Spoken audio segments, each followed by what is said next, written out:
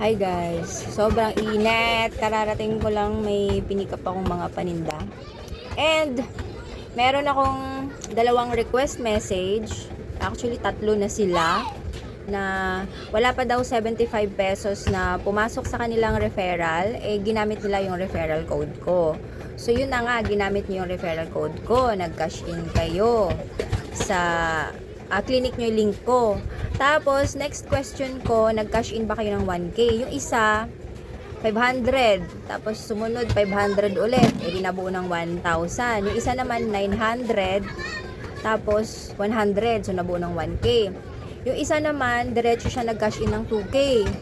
Yung isa, hindi niya masabi kung anong inano niya. Hindi niya sinabi. Basta ang sabi niya, mali siya. So, ang sabi ko, wag mag-cash in ng butal. Tapos, 1K lang talaga. Tapos, i-stay nyo muna ng 3 days. Wag nyo muna gagalawin. Kumalma muna tayo, okay? I-stay muna ng 3 days. Once ma-verify yung account nyo, lagyan nyo ng 1,000. Ikalma nyo yung 1K doon sa loob ng 3 araw. May mga pumasok na po ng referral. So, yung iba, sinend sa akin, kaya may na-post ako. Hindi ko alam kung bakit hindi kayo makakomment ng picture eh. Hindi ko mahanap sa settings ko ba't naka-off yung picture dyan. So, doon nyo na lang i-comment sa isa kong FB sa Shop with Debone para magamit ko din siya na, legit talaga siya. Kasi legit naman po talaga yan. Alam nyo, maingat ako sa pinopost ko, sa sinishare ko kasi dyan ako nakilala sa mga referral, sa content ko about sari-sari store. Kung natatandaan nyo yung about sa Maya. Sige, wait lang. Magkano? So, legit din yung sa Maya. Parang ganito din siya. Basta sundin nyo lang kasi yung instruction. I-click yung link. Once ma-verified, mag-cash in lang po ng 1K. Kalma muna tayo, okay? Legit na legit yan. Diyos ko po. Magkano lang yung pera ilalagay nyo? 1,000. Alam nyo ba, yung mga kilala ko, na nakilala ko na member dun sa group ng Cbank, milyon ang pera nila dyan. At saka yung pera ko dyan, malaki. Okay? Kaya hindi ako mag-ano dyan. Kasi magagamit nyo yan. Di ba nagtatanong kayo saan may libreng cash in? So, ang daming nag-i-exceed sa GCash. So, pwede nyo ilagay dyan. Libre lang ang pag-send kay GCash. Ay, kay Cbank. Lahat ng transaction mo, alam mo, mamili ka. Gamitin mo yung scan QR. I-swipe mo yung card mo. May rebates ka. Pag nagbayad ka ng pay bills, may rebates ka. Pwede mo siyang gamitin.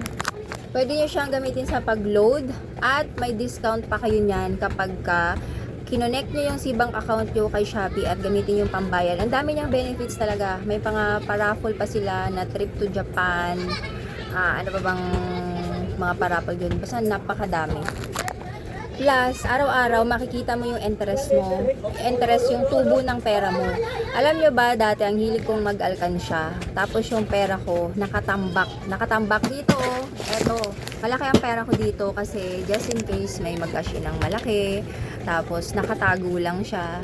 Nung nakikita ko na yung tubo sa Cbank account ko, nilipat ko na dun sa Cbank. Kasi sayang eh, pag nasa wallet yung pera mo, ang amag ang makikinabang. Pero ilagay mo siya sa Cbank, tutubo siya. May pambili ka na ng bigas at ulam araw-araw. Makikita mo dyan yung interest. Diyos ko, alam nyo ba sa iba, sobrang laki ng pera nila. Kung makita nyo lang yung mga sinishare ng iba na interest na nasa Cbank account nila, maengganyo ka talagang mag-ipon. Baga, bibiakin mo na yung alkansya mo at ilalagay mo sa Cbank. At the same time, magagamit mo kasi siya. Malaking tulong niya sa atin na may sari-sari store. At the same time, nagpapaload, nagpa-pay bills, may cash in at cash out sa tindahan. At syempre, yung 75 pesos na yan, sa akin lang yan. Dahil kahit tignan mo dyan sa Cbank account mo, 50 pesos lang ang talagang regular nila. Promo lang po kasi yan. So, i-grab nyo na yan. Sayang yung 75 pesos. Alam ko, tindera tayo eh. 'Di ba? Nagaano nga tayo ng mga pa-promo, masaya na tayo na yung kita natin dito 5 pesos. Ayan pa kaya na may digital bank ka na, nasa cellphone mo lang. Alam nyo ba na napakahirap kumuha ng bangko or mag-open ng bangko? Kailangan pa ng proof of billing. Tatanungin ka pa kung saan yung source of income mo. Ang dami mong i-fill upan at pag hindi ka marunong mag-fill up doon, Diyos ko, buong araw ka doon sa bangko, hindi ka patapos. Kay Cbank, saglit lang mag-fill up. Member po yan ng PDIC. Diyos ko, 1 million ang covered niyan. Yung mga kilala ko, milyones ang pera nila, grabe yung tubo nila araw-araw. Tsaka, legit yan na yung uso ngayon. 'Di ba? Kung dati nga hindi natin tanggap yung GCash eh.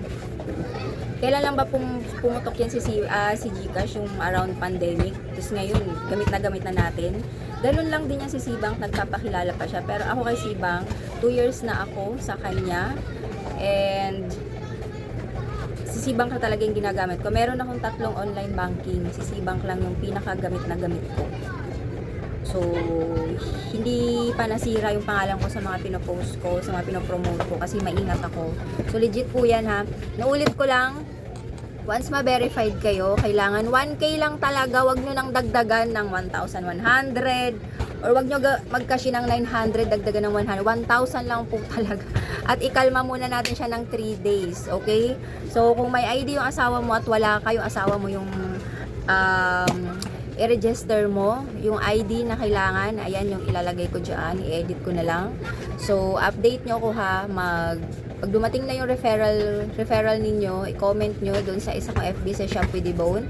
Tapos kung may tanong kayo, much better comment kasi bihira ako mag-reply sa chat. Sa comment lang talaga ha. Ano yan?